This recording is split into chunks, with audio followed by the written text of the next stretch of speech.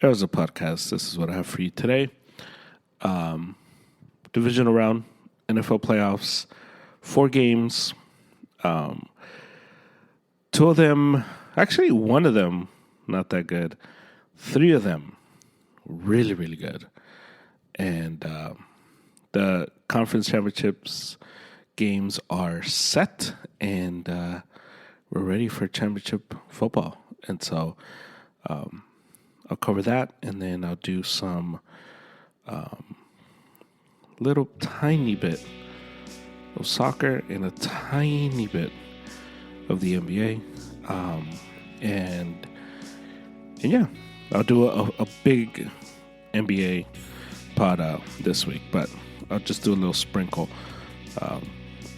on this pod. But division round, championship Sunday set. Here we go. What do you?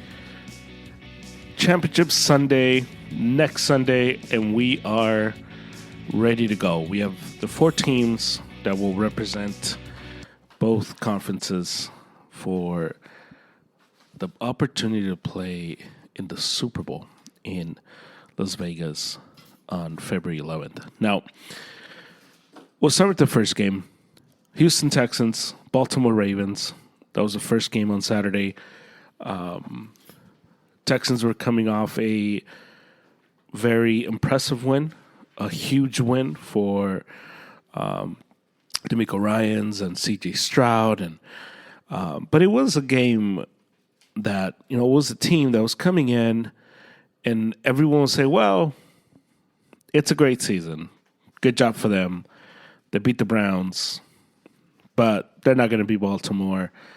And the phrase that kept being used was they're playing with house money. And the report was that the Texans were, "No, we're here for real. We don't want to hear that. We're here to win."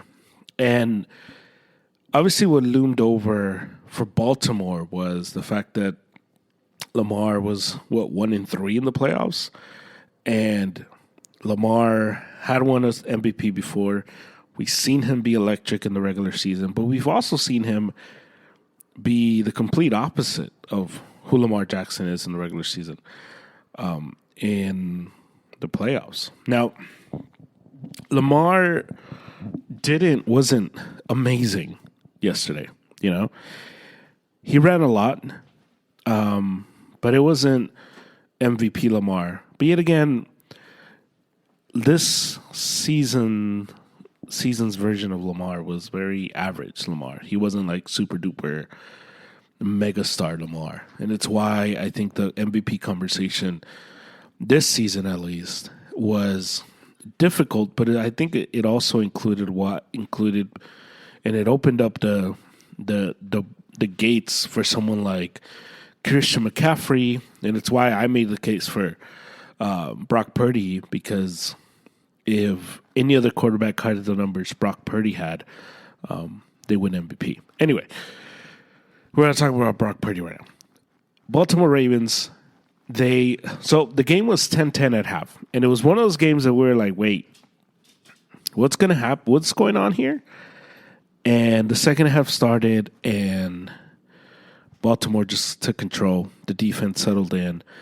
The Texans couldn't move the ball. Devin Singletary was stopped every single time. He broke one long run, and that was about it.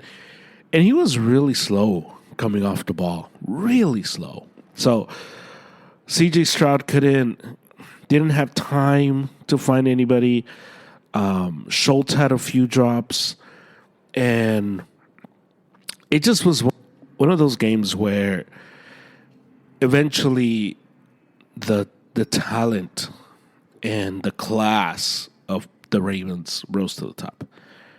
And the defense that, carried the day for Baltimore. Nico Collins just couldn't get open. He couldn't get going. And just across the board, it was just very, obviously the complete opposite of what we saw versus Cleveland a week ago.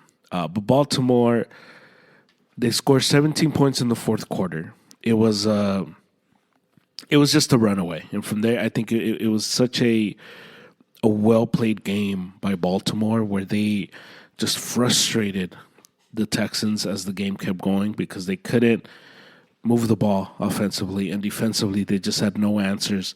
For Lamar, they had no answers for Zay Flowers, who, he was okay for 41, but it was mainly Lamar just on the ground. They just didn't, just over and over, Lamar just killed them. He rushed for 11 rushes for 100 yards, 2 touchdowns. So it was the Lamar game on the ground.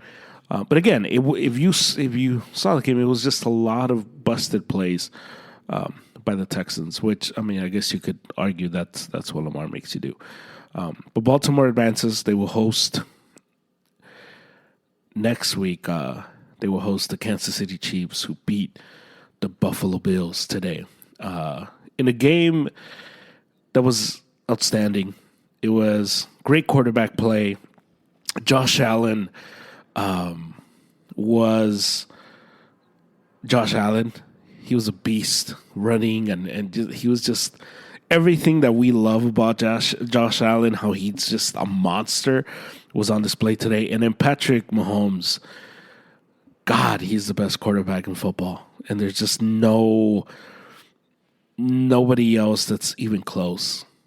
And I think it's why when I made my prediction versus with David last week, it's why I picked the Patriots, the Chiefs, because until Mahomes gets beat, I kind of don't want to pick against him because he's 8-2 in the playoffs. Both losses have came against Tom Brady, and that is unbelievable. That Patrick Mahomes, in all his time in the NFL, and also another stat that came out today was he's made the conference championship game every year he's been in the league. So Patrick Mahomes is just the number one guy as a quarterback. And the big talk this week was he's never played a game on the road. Is he going to be able to, beat the Bills on the road? Yep, no problem. And that was such a dumb narrative, because he's a winner. That's what he does. So Isaiah Pacheco had a good game himself. Travis Kelce finally had a touchdown, first one in 8 games, and the Chiefs just hung on. Now, the game got a little out of control. So the Bills go for it, 4th down, they don't get it. The Chiefs get the ball, and you think, man, they have it like around the 30. They're the Bills 30. Man, can they do something? They get all the way to the goal line, and the ball goes to Marquez Valdes-Scantling. He goes, and he's about to go all the way to the end zone, and then he fumbles. The ball goes through the end zone, and it's a touchback. Buffalo gets the ball back. They don't do anything. They put it back. And at the end, it was Tyler Bass. He had a chance to tie it. He couldn't do it. He couldn't score. And obviously you had, on the Buffalo side, you had Stephon Diggs with a huge drop. And that's what happened. That was the game. And even though it was a good game, and even though it was a game that came down to these two quarterbacks, you kind of knew that it was going to be either the defense making a play or the special teams making a play, and ultimately it was the special teams for the Bills not making a play, but it was the defense of the Chiefs on that final drive holding the Bills, to forcing them to kick a field goal. And the Bills' defense all throughout the game couldn't get to Mahomes. And that was, I think that a big key as well, because when you're playing against Mahomes or even Josh Allen, Lamar, and all these guys, hitting them and getting to them is the key. And neither team it was able to sack the quarterback. But obviously, it mattered more that you hit Patrick Mahomes than you do Josh Allen. So the Chiefs advance, and they play next week at Baltimore, and should be a fun one. Lamar versus Mahomes. In the NFC, today we had the Lions. The Lions went up against hosted the Bucks. The Lions coming off a huge win last week. First win in 32 years. Can they do it again? And they did. 31-23. They had the game in control, and the Bucks were right there. And Baker, even though he threw for 3 touchdowns, he also threw for 2 interceptions. We had a big Mike Evans game, 8 receptions, 147 yards, 1 touchdown. Ultimately, it was those 2 picks that led to the demise of the Bucks. Detroit's defense is not that good, and I think that's something to highlight, and we'll go into that this upcoming week when we do a preview. But the Bucks the Bucks just turnovers, and this was one of these games where you can kind of settle everything down and say, what happened? How did the Lions win? Turnovers. They won a turnover battle, and they win a game. And now they go to San Francisco next week, or Santa Clara next week, and they play against the San Francisco 49ers in an opportunity to play for the Super Bowl. What a story. What a story for the Lions. And then finally, Green Bay Packers at San Francisco in a close game. The Niners, number 1 seed. Packers, 7th seed. Jordan Love, oh, here we go. And it was a close game. It was a good game. But the Niners outlast the Green Bay Packers. Things got a little hairy for the Niners. I was a little nervous, a lot nervous. And ultimately, Brock Purdy wasn't his best game. It wasn't by far. But when it mattered most, he led the Niners for the game-winning drive. And you can put away all the numbers of Kyle Shanahan when he's behind in the fourth quarter. Scratch that. He gets the win. Purdy gets a big drive. The Niners win. Now, what's funny is this. Brock Purdy's numbers yesterday were 23 of 39, 252 yards, 1 touchdown. And everyone's like, wow, he sucks, man. He was carried. Oh, whack. Lame. Jordan Love, on the other hand, 21 of 34, 194 yards, 2 touchdowns, 2 picks. And both picks were his fault. The first one, he overthrew it. He had his receiver wide open. He throws it high and behind him for Greenlaw's first interception. And the second one was he was getting pressured off his back foot, interception, game-sealing pick. Now, everyone's saying Jordan Love, oh, future All-Pro, Purdy sucks. And this is what I mean by the goalpost being moved for Purdy.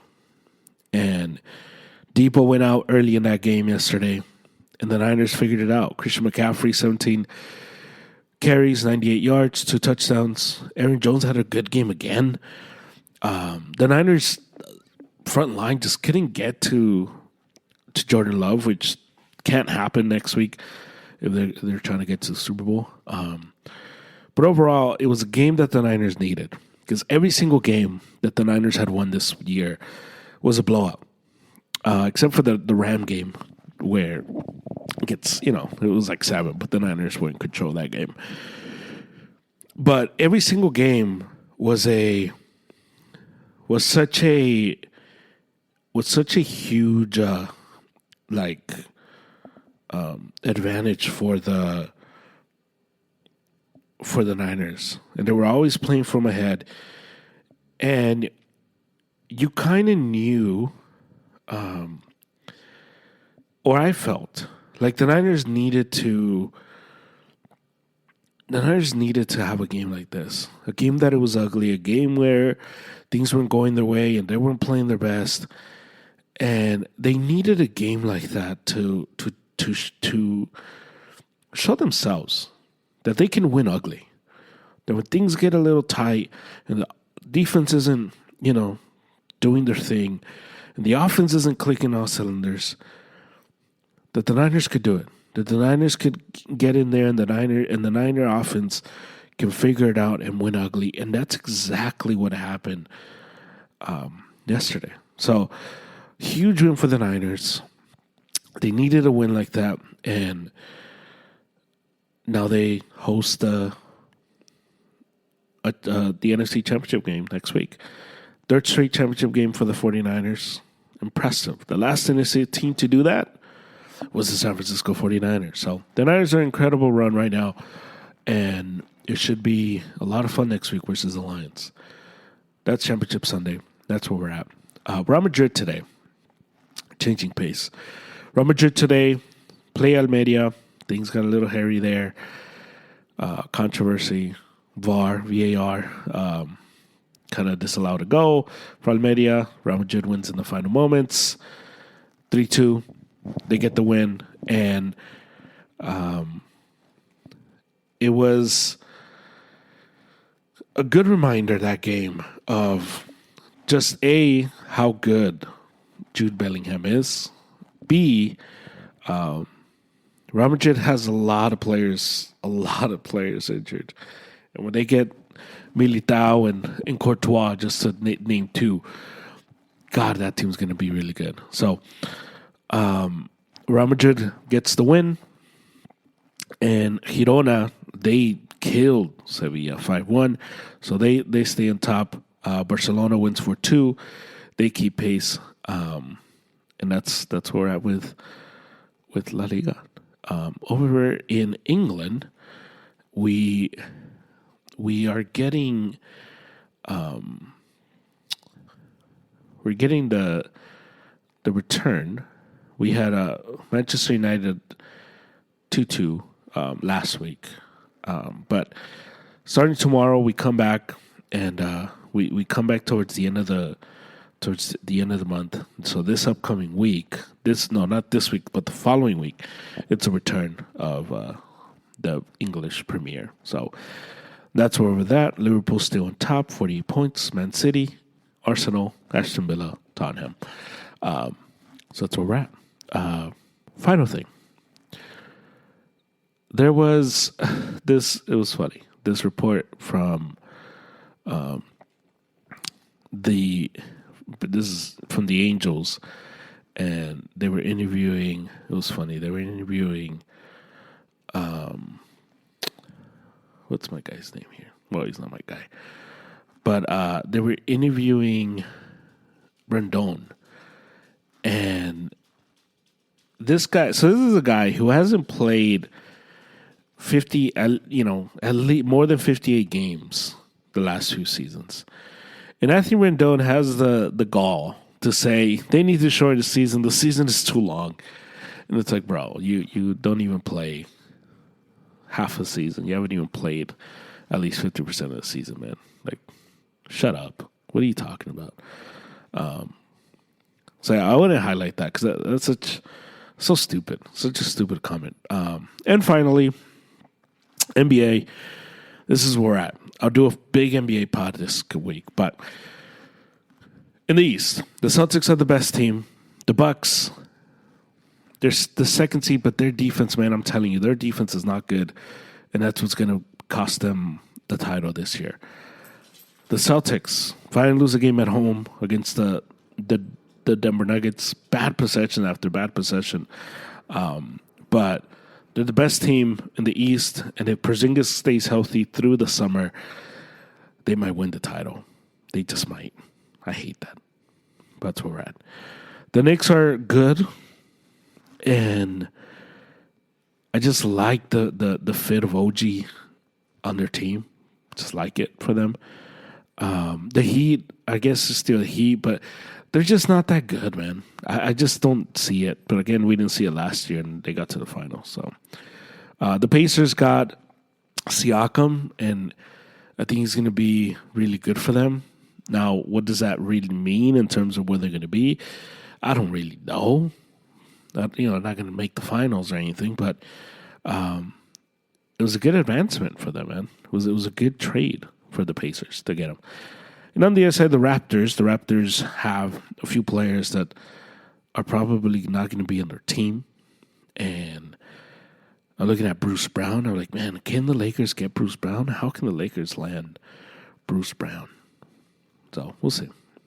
It's somebody to keep an eye out. In the West, the T-Wolves are really good.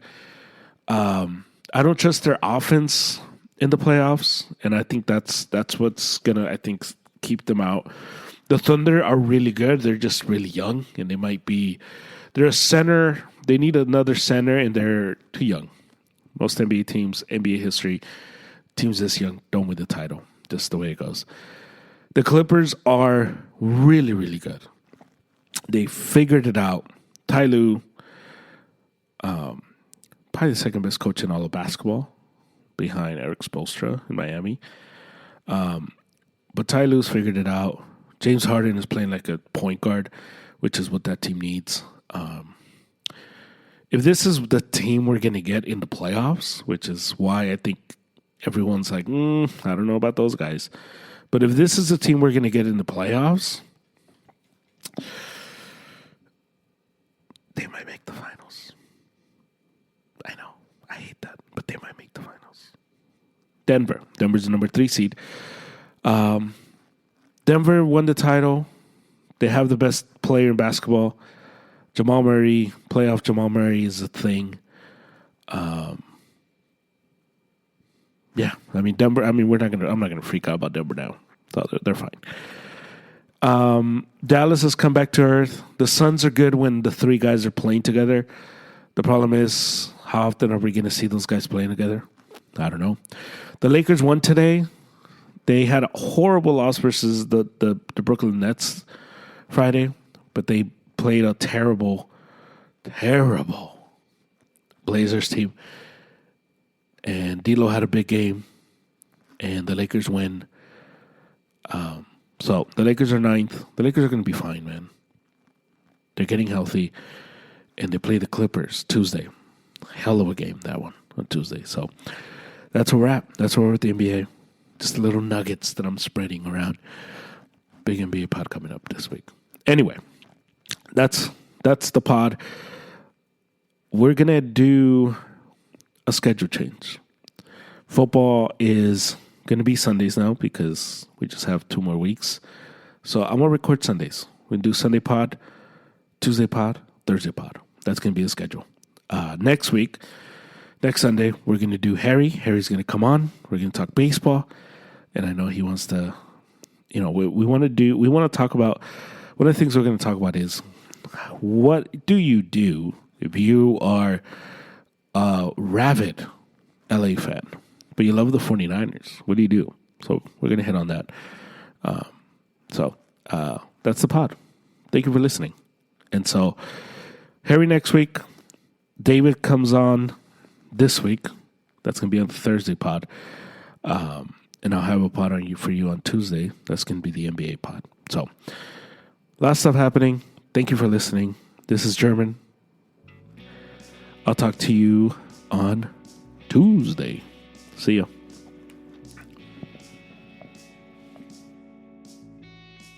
That's the pod right there. Thank you for listening. Arizona Podcast. Again, I'll talk to you Tuesday. David comes on Thursday, and I will talk to you soon. Hopefully you enjoy the games. Hopefully you're having a good first month of the year. We're about to end the month, so hopefully that's going good for you. And you can listen to us anywhere you get your pod, so please rate, review, and subscribe. Follow us on Instagram, Arrows Up, and I'll talk to you on Tuesday. Go 49ers.